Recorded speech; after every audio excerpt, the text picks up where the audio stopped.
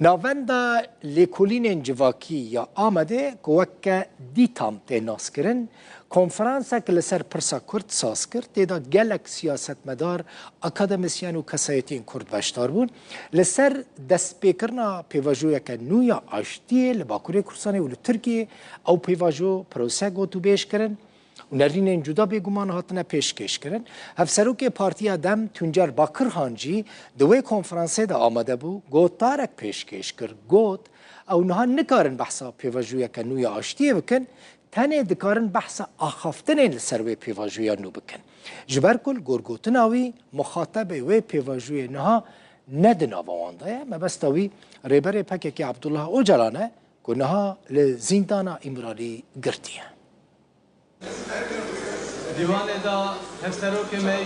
هفسروک گشتی دم پارتی تونجر باکرهان لعامد تفل جوینک نافخی یا پارتی خبو لگوری باکرهان هرچی قاز نها قالا پیواجوه که آشتی تی کرنجی او نکارن نها قالا پیواجوه که وها بکن او تنه دکارن قالا آخافتنین لسر پیواجوه که پیکان یا آشتی بکن.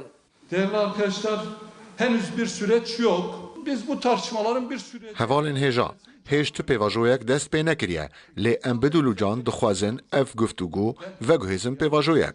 Em ji xwe ji bo mizakareyekê hatine, dem partî ji bo diyalogê heye, dem partî ji bo bihêzkirina zemîna mizakareyê heye, dem partî bi qasî serêderziyekê jî ji bo çareseriyê ronahiyek bibîne, bi hemû rêxistin endam û alîgirên xwe dê bikeve nava hewildanan. Navenda lêkolînên civakiya Amedê dîta me jî li ser pirsa Kurd li Amedê konferansek li dar xist. Gelek akademisyen û rewşenbîrên Tirk jî di vê konferansê de amade bûn.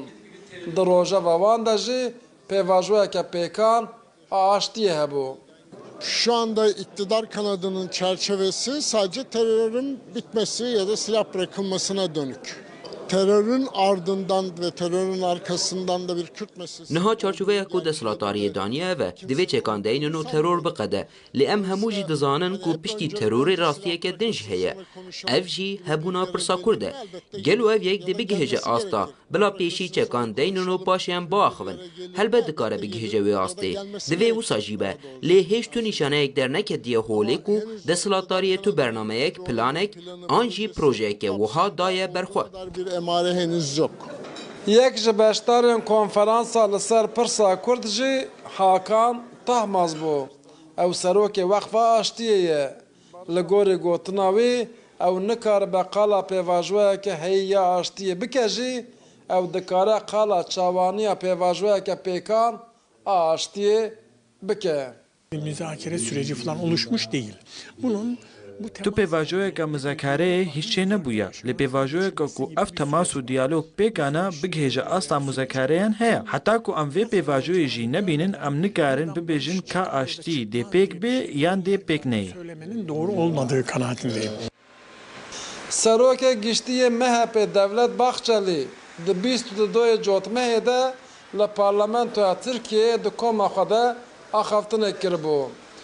Bahçeli de axaftina xwe de gotibû ger Öcalan banga çekdanînê li PKK bike dê rêya azadkirina wî bêvekirin. Ji wê rojê ve hemû alî li Tirkiyeyê li ser pêvajoyeke nû ya aştiyê radiwestin. Maşallah dekak. Rudaw Ahmet.